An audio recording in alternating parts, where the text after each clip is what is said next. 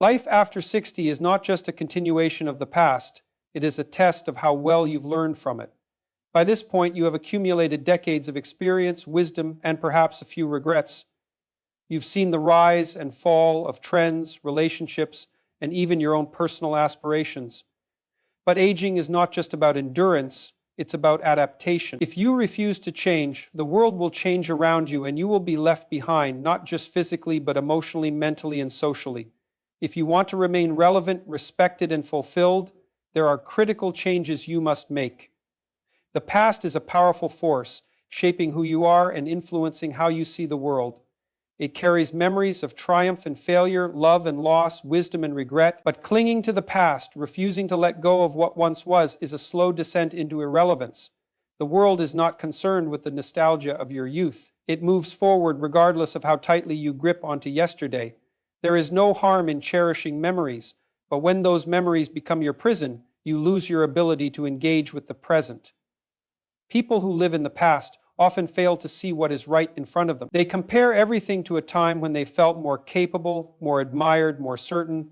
But certainty is an illusion, and time distorts memory. The past was never as perfect as nostalgia makes it seem, and the present is never as bleak as fear makes it appear. The refusal to accept change creates a bitterness that repels those who still have a life to live. Relationships suffer when one clings to the past. Conversations become repetitive, filled with stories already told, grievances already aired, lessons already learned. Younger generations grow impatient with those who refuse to embrace new ideas, who dismiss modern struggles as trivial compared to their own. Wisdom is only valuable if it remains adaptable, and those who insist that things were always better back in the day lose their ability to connect with those shaping the future. Growth demands movement. When a person fixates on a past version of themselves, they resist the opportunity to evolve. The skills, habits, and beliefs that once served them may no longer be relevant, but instead of adapting, they retreat into nostalgia. The refusal to learn new things, to challenge old assumptions, and to step into unfamiliar territory leads to stagnation. Without movement, the mind dulls, the spirit weakens, and the person they once were begins to fade. Fear of the unknown often fuels the desire to live in the past. The future is uncertain, and aging comes with loss of youth, of energy, of opportunity. Rather than confronting this reality with courage, many retreat into memories of a time when they felt in control. But control is a fragile illusion, and the only real power one has is in shaping the present. The more one resists change, the more powerless they become, and the very world they fear slipping away leaves them behind. The body ages, but the mind does not have to grow old in the same way.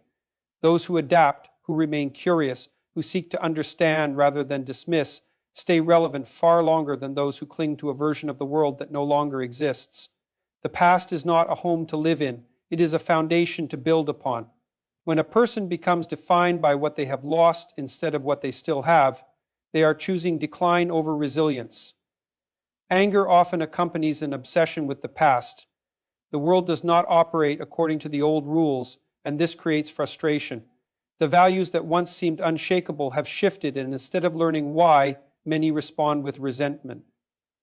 But anger solves nothing. It isolates, it breeds discontent, it turns a person into someone who cannot appreciate the present because they are too consumed by the fact that it does not resemble the past.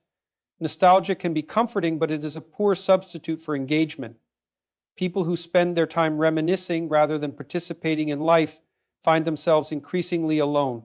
Friends move on, opportunities pass by, and the person who refuses to accept the present is left with nothing but memories. The mind is meant to look forward. The past is a reference point, not a destination.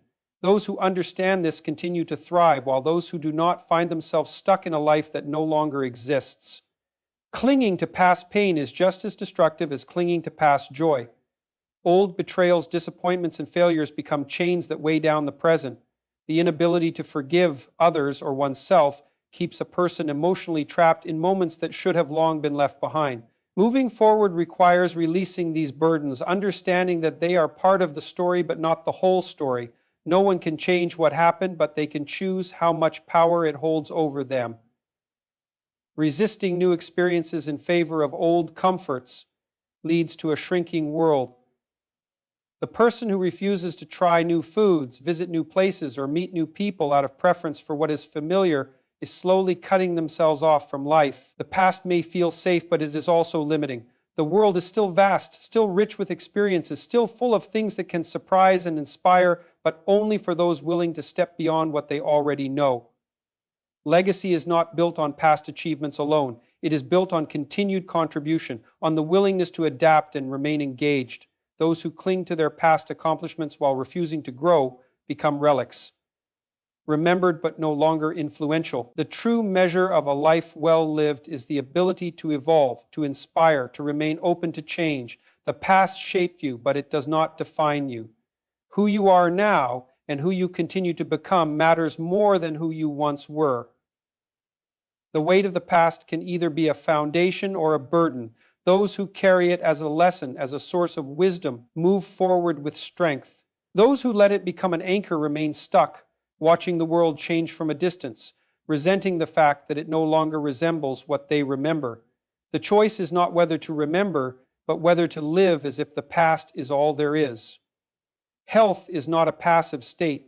It is an ongoing process, a system of decisions and habits that either strengthen or weaken the body and mind. Many people reach a certain age and believe their health is on an inevitable decline, that their vitality is beyond their control. But this is not true. The human body is incredibly adaptive, capable of regeneration and resilience, but only if it is given what it needs. The approach to health that worked in youth will not necessarily sustain well-being in later years, and failing to recognize this reality accelerates decline. The first mistake people make is assuming that health is only about avoiding illness. They think that if they are not in pain, if they do not have a diagnosed condition, they are doing fine. But true health is not merely the absence of disease, it is the presence of energy, flexibility, and strength. It is the ability to move without struggle, to sleep deeply, to think clearly. If these things begin to fade, it is not simply aging, it is neglect. The body will respond to how it is treated, and it will deteriorate only as quickly as it is allowed to. One of the greatest dangers of aging is the belief that it is too late to change.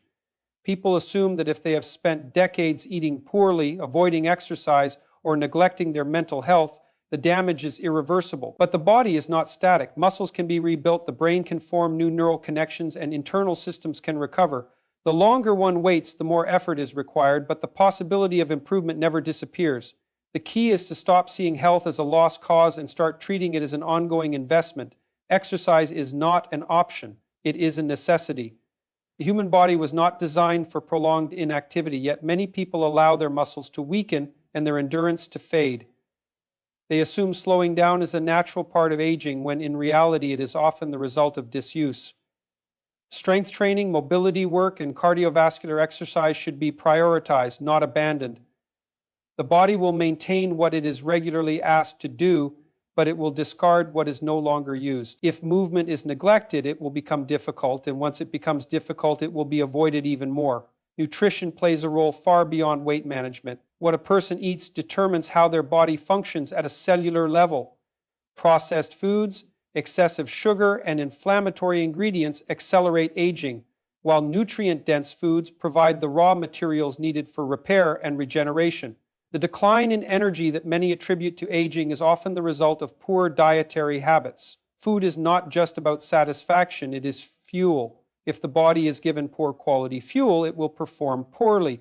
If it is given what it needs, it will continue to function optimally for much longer than expected.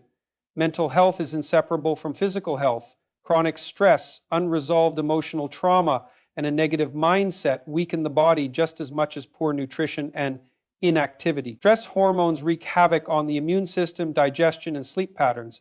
If mental health is ignored, physical symptoms will manifest, whether in the form of chronic pain, high blood pressure, or digestive issues. The mind and body are one system, and both must be cared for with equal priority. Neglecting either will lead to imbalance, and imbalance leads to suffering. Sleep is one of the most overlooked aspects of health. Many people assume that reduced sleep quality is inevitable with age, that waking up tired is just part of life. But sleep is when the body repairs itself, when hormones are regulated, when the brain processes and organizes information. Poor sleep, accelerates aging more than almost any other factor. If a person is not prioritizing good sleep hygiene, consistent schedules, a dark and quiet sleeping environment, proper relaxation before bed, they are sabotaging their own longevity. Social health matters just as much as physical and mental health. Isolation and loneliness are silent killers, increasing the risk of cognitive decline, depression, and even heart disease. Many people allow their social circles to shrink as they age, assuming that solitude is just part of the process. But humans are social creatures, and meaningful connection is essential for both emotional and physiological well-being. Maintaining relationships, engaging in community, and surrounding oneself with positive influences are not luxuries. They are requirements for a long and fulfilling life. Hydration is another simple yet often ignored aspect of health. Many people do not drink enough water, leading to chronic dehydration that affects energy levels, cognitive function, and organ health. The body cannot function optimally without adequate hydration, yet many substitute water with sugary drinks, excessive caffeine, or alcohol, all of which deplete essential fluids. Proper hydration supports digestion, circulation, and cellular repair, making it a non-negotiable element of long-term health. Flexibility and mobility are not just for athletes, they are the foundation of pain-free movement. Many people assume that stiffness and joint pain are unavoidable with age, but much of it comes from lack of stretching, poor posture, and a failure to maintain range of motion. Yoga, dynamic stretching, and functional movement exercises prevent the slow stiffening of the body that leads to discomfort and immobility. The ability to move freely and without pain is one of the greatest indicators of long-term health, yet it is one of the most neglected areas of physical maintenance. Preventative care is often ignored until problems become severe. Many people wait until they feel unwell before addressing their health, by which time damage has already been done. Regular checkups, screenings, and proactive health measures are crucial. It is not enough to react to problems as they arise. The goal should be to prevent them in the first place. Investing in regular health monitoring, understanding risk factors, and making adjustments before issues escalate is the difference between maintaining vitality and struggling with preventable conditions. Adaptability is the key to lasting health. The body's needs change over time, and what worked in one decade may not work in the next. Clinging to outdated habits, refusing to adjust diet, exercise, or recovery strategies leads to unnecessary suffering. Those who are willing to learn, to experiment, to evolve their approach are the ones who maintain health and longevity. Those who insist that what they have always done is enough are the ones who experience the greatest decline. Health is not static. It is a process of constant refinement and recalibration. Toxic relationships are not always obvious at first, but their effects are undeniable. They drain energy, erode self-worth, and create a constant state of emotional turbulence. Many people hold on to these relationships out of habit, fear, or a misplaced sense of loyalty, not realizing that they are sacrificing their mental and even physical well-being in the process. The idea that all relationships must be maintained regardless of the damage they cause is one of the greatest misconceptions that lead to prolonged suffering. One of the biggest obstacles to letting go of toxic relationships is the fear of loneliness. People convince themselves that even a harmful connection is better than none at all. They rationalize the mistreatment, believing they can fix the situation if they try hard enough, if they are more patient, more forgiving, more understanding. But toxicity does not fade through endurance, it deepens. The longer one remains in a relationship that depletes rather than nourishes, the harder it becomes to see the possibility of a life beyond it. Toxic relationships are not always characterized by obvious abuse or cruelty. Some are built on subtle manipulation, unspoken resentment, or a pattern of one-sided emotional labor. It is the relationship that leaves a person feeling drained rather than fulfilled, anxious rather than secure.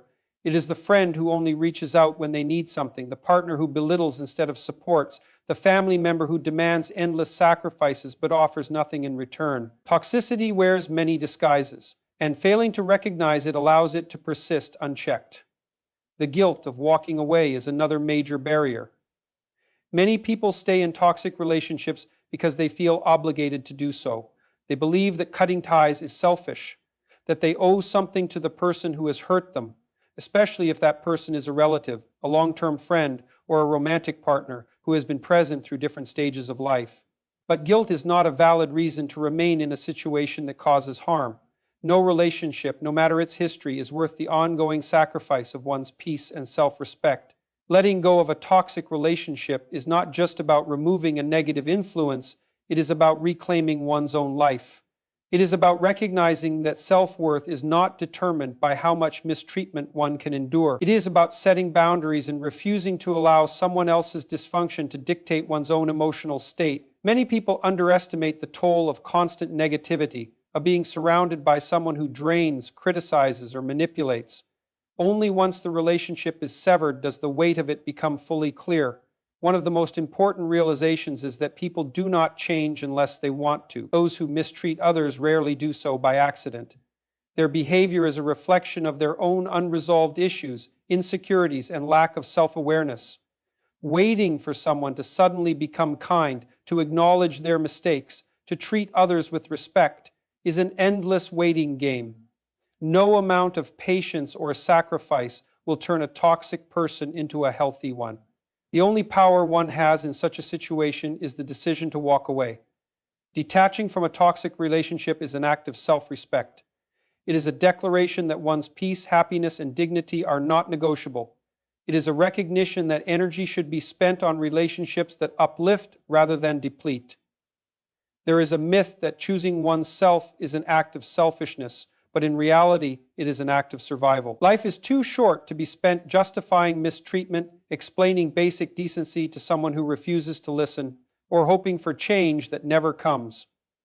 Toxic relationships are like a slow poison. They do not always cause immediate destruction, but over time they chip away at confidence, optimism, and emotional well-being.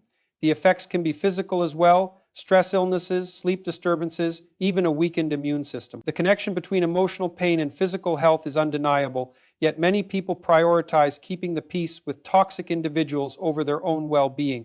This misplaced priority leads to years, sometimes decades, of unnecessary suffering. There is a moment of clarity that comes with walking away. It may not happen immediately, and the transition may feel difficult at first, but in time, a space opens where the toxicity once lived. That space allows for healthier connections, for peace of mind, for personal growth that was previously impossible under the weight of negativity. Many people look back after freeing themselves from a toxic relationship and wonder why they held on for so long, why they justified treatment they would never wish upon someone else. Healing from toxicity requires more than just cutting ties. It requires unlearning the patterns that allowed the relationship to persist in the first place. It requires recognizing the red flags that were ignored, the self-doubt that made mistreatment feel acceptable, the conditioning that prioritized others' comfort over one's own boundaries. The process is not just about removing the wrong people, but about developing the strength to never allow such dynamics again. True healing means becoming the kind of person who no longer entertains relationships that diminish rather than enrich. There is freedom in choosing peace over familiarity. Many people remain in toxic relationships because they equate comfort with safety, even when that comfort is built on dysfunction. But familiarity is not the same as happiness. The discomfort of change is temporary. The suffering of staying is indefinite. Choosing to walk away is not just about removing pain, it is about making room for something better. For relationships built on mutual respect, trust, and genuine care. Letting go of toxic relationships is not a loss, it is a gain. It is gaining clarity, self-respect, emotional stability. It is making a conscious decision to surround oneself with people who bring out the best, not the worst. It is realizing that love, in any form, should not require suffering as proof of devotion.